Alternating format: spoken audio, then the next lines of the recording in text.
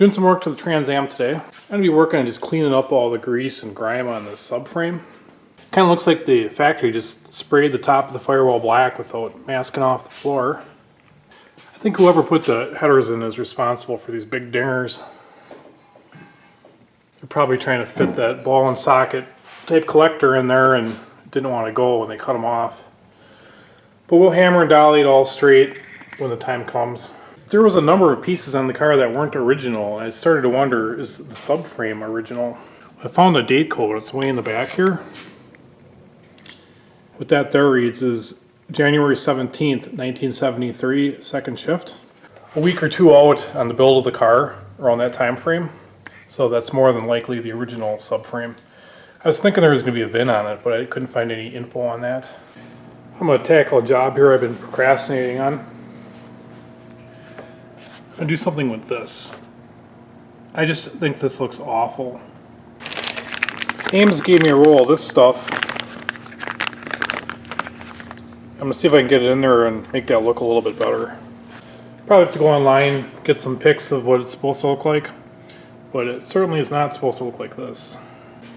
I'll start by just taking off what's there and see what we got. Bunch of foam underneath there. And here's what we got. I could probably get this back up in there a little deeper to clean up the appearance. I did go with the original AC pieces I got with the car.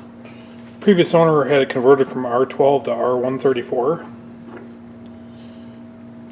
So it's definitely going to have a different appearance. This end here didn't have a massive coil on it like what's on there now. It almost looks like it was on there with some of that stuff that Ames gave me.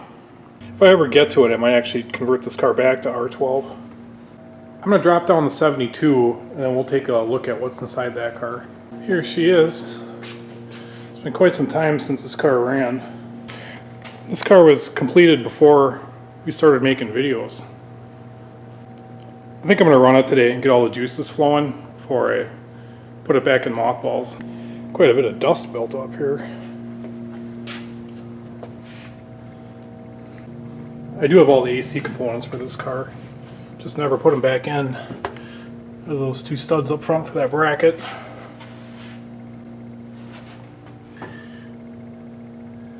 Looks like I might be missing the alternator bracket off the back of this guy too. Here's what she's looking like. Boy, that valve looks familiar. Looks like that foam's pushed back in there a little bit, and then it's got a real similar material that Ames sent me. Looks like the tube goes up behind the hose. This car is actually very original. I believe it's all original sheet metal. I have the original engine on a stand and the original rear end on a stand. Original trans is still in it also. Fairly certain nobody ever messed with any of this stuff here. I always store the cars with a full tank. I'm going to have to get it out one of these days and run all that gas out of here, get some fresh stuff in it. I got the exhaust all tubed up, so you can't really hear how it sounds.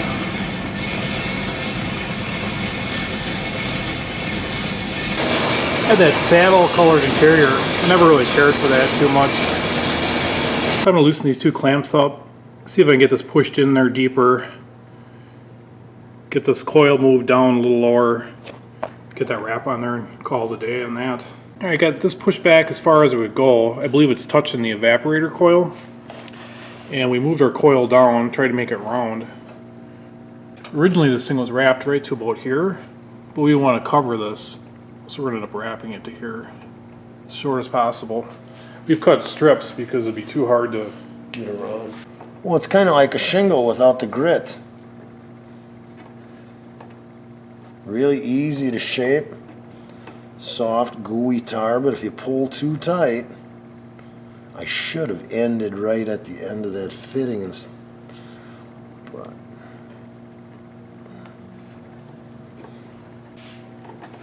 I think I can mold these two together. Looks like one whole piece. It's soft enough. Well, this is it. This is the best we could do with what we had. I guess it looks better than what was there. Well, it looked like Play-Doh before, now it looks like a black poop. Well, it's got dust on it and stuff. That's coming apart. Yeah, I'm just saying that it definitely looks more like this than what was there. This could probably use application of that crap. Paul's painstakingly cleaning her up. We're just going to do a quick once-over spray bomb on this frame, because it might be a couple years before we get around to getting a paint job on this car, depending how the cards play out.